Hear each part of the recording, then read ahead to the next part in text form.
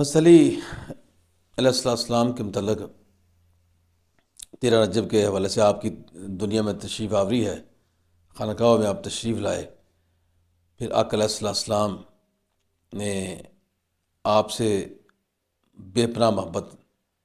آپ کی صحابت ہے، بچپن سے آپ کو یہ اعزاز حاصل ہے کہ حضرت علی کی پرورش جو ہے وہ سرکار مدینہ صلی اللہ علیہ وسلم کے ہاتھوں میں ہوئی، آپ کے گھر میں ہوئی، اور حضرت علی بچپن سے لے کر جب تک سرکار مدینہ صلی اللہ علیہ وسلم دنیا میں تشریف فرما رہے، آپ کے ساتھ آپ کا ساتھ ہے، اور بچپن میں آپ سے بے پناہ محبت تھی۔ ایک صحابی ارشاد فرماتے ہیں کہ ہم نے ایک دفعہ دیکھا کہ حضرت علی کرم اللہ وجہ کریم جو ہیں چھوٹے بچے تھے ابھی، تو آقا علیہ السلام اپنے بستر مبارک پر آرام فرما رہے تھے، تو حضرت سیدنا علی تشریف لاتے اور آپ کے جسم اقدس پر تشریف لے آتے، اور اوپر آپ کے جسم اقدس پر کلہ بازیاں کھاتے، یہاں تک کہ آپ کے چھاتی مبارک پر بھی سوار ہو جاتے، کھیلتے، پھر نیچے چلے جاتے، اور آقا علیہ السلام تبسم فرماتے۔ تو وہ صحابی فرماتے ہیں کہ ہمیں یہ محسوس ہوا کہ آقا علیہ السلام حضرت علی سے اتنی محبت کرتے تھے، اتنی محبت کرتے تھے کہ اگر آپ کی حقیقی اولاد بھی زندہ ہوتی تو ان سے شاید وہ اتنی محبت نہ ہوتی جتنی حضرت علی شیر خدا سے آپ کو محبت تھی۔ سبحان اللہ۔ پھر دیکھیں نا، ایک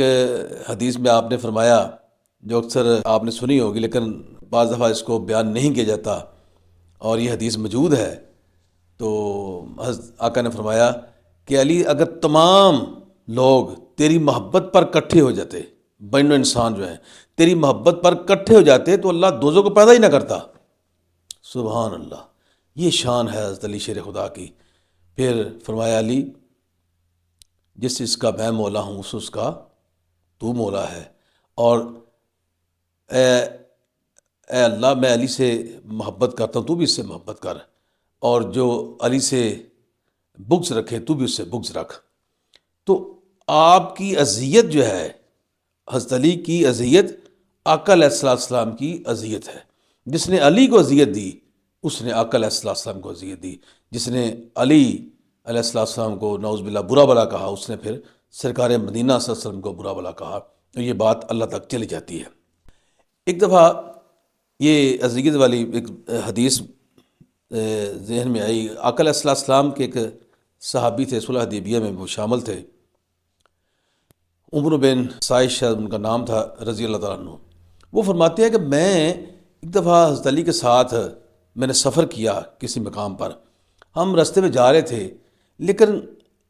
حضرت علی شیر خدا نے میری طرف کو خاص توجہ نہ کی اور مجھ سے خاص وہ بات نہ کی، اور یہ مجھے ان کا جو رویہ تھا وہ میرے دل میں بات آ گئی، ان کا متعلق اچھی بات نہ آئی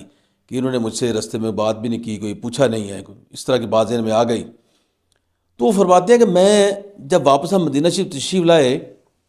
تو مجھ سے رہا نہ گیا، میں نے اپنے صحابہ سے، اپنے دوست صحابہ سے یہ بات کی، علی کے متعلق جو ان کے ذہن میں بات تھی وہ انہوں نے اپنے ساتھیوں سے کر دی، اور وہ بات چلتی چلتی سرکار مدینہ صلی اللہ علیہ وسلم تک پہنچ گئی۔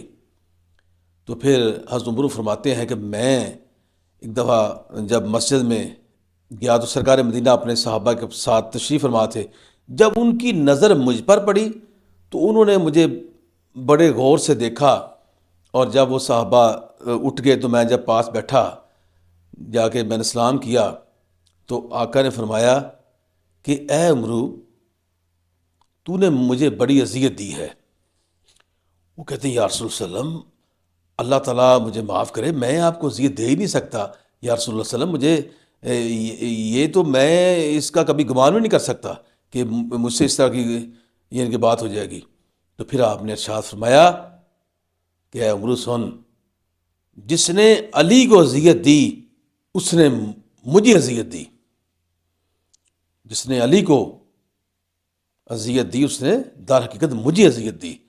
یہ سننے کے بعد عمر بڑے شرمندہ ہوئے، ان کو اپنی بات یاد آئی، پھر یہ انہوں نے حدیث وہ کہتے ہیں جی میں نے پھر صحابہ کو بتائی کہ بھائی علی کو اذیت دینا اس طرح جیسے سرکار مدینہ کو اذیت دینا ہے۔ تو اس سے آپ کی حضرت علی علیہ السلام سے محبت جو ہے ہمیں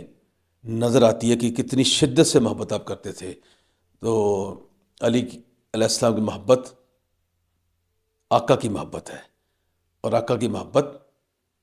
اللہ کی محبت ہے۔ علی کی اطاعت